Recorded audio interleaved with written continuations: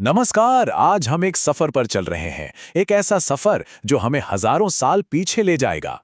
हम बात करने वाले हैं दुनिया की सबसे महान और शायद सबसे रहस्यमयी प्राचीन शहरी सभ्यताओं में से एक, सिंधु घाटी सभ्यता की। ये कहानी है एक खोई हुई दुनिया की, उसकी खोज की और उन सवालों की जिनका जवाब आज तक नहीं मिला है। जरा सोचिए, एक ऐसी शानदार सिविलाइजेशन जो अपने समय से कहीं आगे थी, जिसके शहर ऐसे थे मानो किसी आर्किटेक्ट ने परफेक्ट ग्रिड पर बनाए हों, जिसका व्यापार दूर दूर के देशों तक फैला था, और फिर अचानक वो इतिहास के पन्नों से जैसे गायब ही हो गई। यही है सिंधु घाटी सभ्यता की सबसे बड़ी पहेली, और आज हम सब मिलकर इसके सुराग ढूंढने की कोशिश करेंगे। तो सवाल ये है कि ये प्राचीन दुनिया हमारे सामने आई कैसे? देखिए, ये कोई एक दिन की बात नहीं थी। इसकी कहानी लगभग 200 सालों में धीरे धीरे सामने आई है।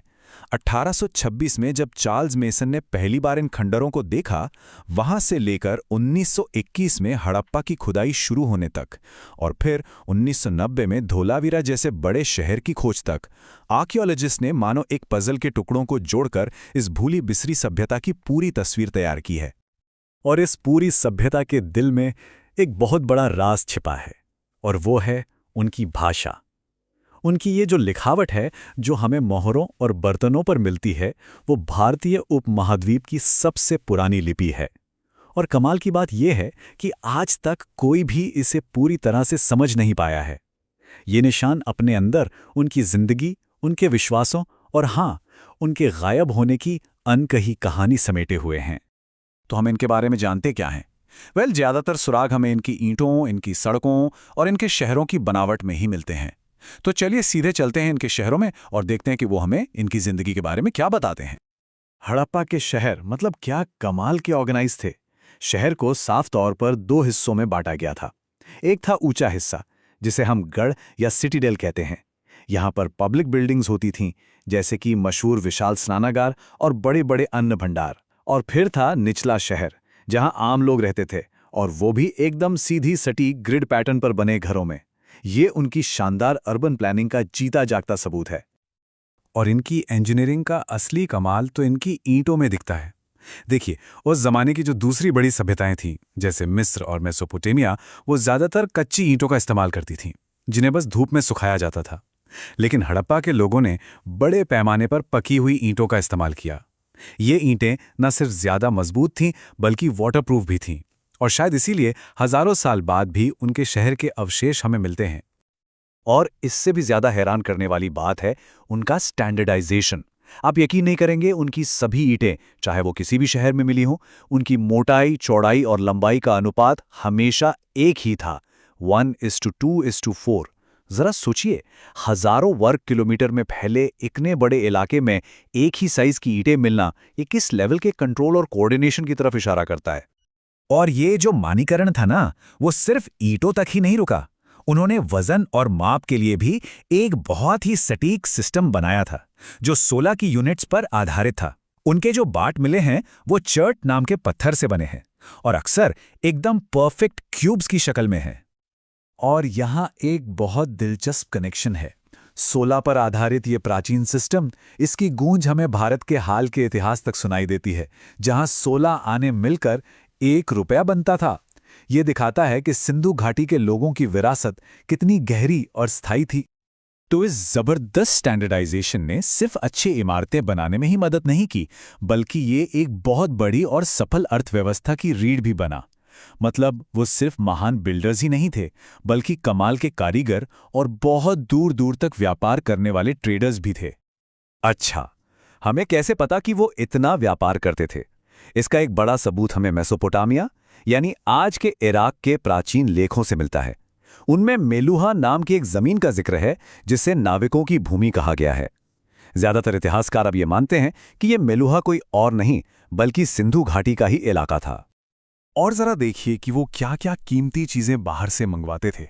अफगानिस्तान से आता था लाजवर्द पत्थर, दक्षिण भारत और अफगानिस्तान से सोना, और राजस्थान और ओमान जैसी जगहों से तांबा। ये एक बहुत बड़े और कॉम्प्लेक्स ट्रेड नेटवर्क की साफ तस्वीर दिखाता है। लेकिन वो सिर्फ व्यापारी नहीं थे, वे कमाल के कलाकार भी थे। ये देखिए, मोहनजोदड़ो से मिली सबसे मशहूर कलाकृतियों में से एक, जिसे प्रीस्ट किंग या पुजारी राजा भी कहते हैं। इसकी शॉल पर बने डिज़ाइन और चेहरे के शांत भाव ये हमें उन लोगों की दुनिया की एक छोटी सी झलक देते हैं। और फिर है ये डांसिंग गर्ल। ये छोटी सी कांसे की मूर्ति तो आर्ट और टेक्नोलॉजी का एक बेजोड़ नमूना है। इसे लॉस्ट वैक्स तकनीक से बनाया गया था, जो उस जमाने के हिसाब से एक बहुत ही एडवांस्ड प्रोसेस था। ये दिखाता है कि वो धातु की ढलाई में कितने माहिर थे। तो इतने एडवांस्ड, इतने ऑर्गेनाइज्ड और दुनिया से इतने अच्छी तरह से जुड़े होने के बावजूद लगभग 1800 ईसा पूर्व आते सिंधु घाटी के ये महान शहर धीरे धीरे वीरान होने लगे। और ये हमें वापस हमारे उसी सबसे बड़े सवाल पर ले आता है, आखिर वो क्यों गायब हो गए? ये वो सवाल है जिसने दशकों से इतिहासकारों और आर्कियोलॉजिस्ट को उलझा रखा है। आखिर हुआ क्या था इस महान सभ्यता के साथ? इसका पतन कैसे हुआ? चलिए कुछ सबसे प्रमुख थ्योरीज पर एक नजर डालते हैं। देखिए, कोई एक सीधा सा जवाब नहीं है, बल्कि कई अलग अलग थ्योरीज हैं। क्या वजह? मौसम में बदलाव था, शायद लंबे सूखे ने उनकी नदियों को सुखा दिया, या फिर भयानक बाढ़ ने उनके शहरों को तबाह कर दिया। कुछ एक्सपर्ट्स मेसोपोटामिया के साथ ट्रेड में आई गिरावट को जिम्मेदार मानते हैं, तो कुछ आर्य आक्रमण जैसी विवादित थ्योरी भी देते हैं। लेकिन सच शायद यह है कि कोई भी एक थ्योरी पूरी कहानी नहीं बताती। तो आखिर में हम एक ऐसी सभ्यता के साथ रह जाते हैं जो जितनी प्रभावशाली है उतनी ही रहस्यमयी भी। और शायद उनकी असली विरासत उनके बनाए शहर नहीं, बल्कि वो सवाल हैं जो वो अपने पीछे छोड़ गए हैं। इनकी सबसे अनोखी बातों में से एक ये है कि ये एक नागरिक केंद्रित समाज लगता है। मिस्र या मेसोपोटामिया को देखिए, जहां बड़े बड़े मंदिर और पुजारियों का समाज पर पूरा कंट्रोल था। वहीं सिंधु घाटी में हमें एक भी ऐसी इमारत नहीं मिली है जिसे हम पक्के तौर पर मंदिर कह सकें। ये एक ऐसे समाज की ओर इशारा करता है जो शायद बहुत सेक्युलर था। और यहीं हम इस अंतिम पहेली पर पहुंचते हैं, एक ऐसी सभ्यता जहां अविश्वसनीय ऑर्डर और व्यवस्था थी, लेकिन हमें न तो कोई भव्य महल मिला है, न ही किसी राजा का नाम पता है, और न ही कोई मंदिर। तो उन्होंने ये सब किया कैसे? क्या उनकी वो खामोश लिपि अगर कभी पढ़ी जा सकी तो इस राज को खोल पाएगी? ये एक ऐसा सवाल है जो हमें इस खोई हुई दुनिया के बारे में सोचने पर मजबूर कर देता है।